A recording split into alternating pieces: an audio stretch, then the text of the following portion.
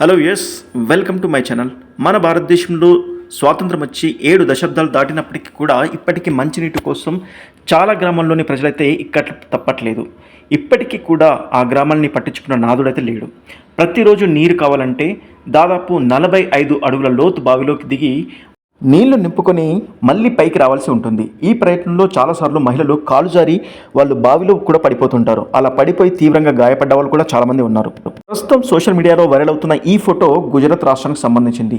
గుజరాత్లోని వల్సాడ్ జిల్లాలోని కడపార తాలూకా మోతివలస గ్రామంలోనిది. ఇక్కడ ప్రతిరోజు తాగడానికి వంట నీళ్లు తెచ్చుకోవడానికి వీరికి సవాల్గా మారుతుంది.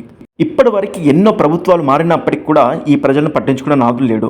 కరెక్ట్ ఎన్నికల ముందు వాగ్దానం చేస్తారు, ఎన్నికల తర్వాత వీళ్ళ మొహం కూడా చూసిన వాళ్ళు ఇప్పటివరకైతే ఎవరు లేరు.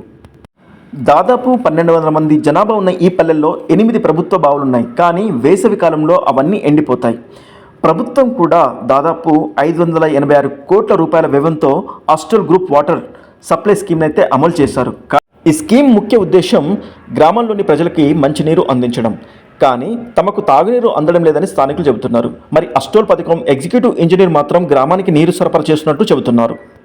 ఇది మన ప్రజాప్రతినిధుల పనితీరు. దాదాపు 586 కోట్ల రూపాయల వ్యయంతో అస్టల్ గ్రూప్ వాటర్ సప్లై స్కీమ్ని అమలు చేసి అది ప్రజలకి అందకుండా మరి ఎక్కడికి వెళ్ళినట్టు అని చాలామంది ప్రశ్నిస్తున్నారు. ప్రస్తుతం అయితే ఈ వీడియో సోషల్ మీడియాలో వైరల్ అవుతుంది. చాలామంది క్వశ్చన్ కూడా చేస్తున్నారు. 586 కోట్ల రూపాయలు ఎవరి కోసం వెచ్చించారు?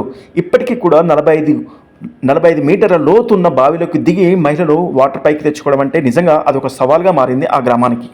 ప్రభుత్వ అధికారులు అక్కడ ఇంజనీర్ మాత్రం ప్రజలకైతే నీటి సప్లై జరుగుతుందని చెప్తున్నారు. సో మరి ఇప్పటికైనా ప్రభుత్వాలు కళ్ళు తెరుచుకుంటాయా లేదా మరి చూడాలి. Thank you.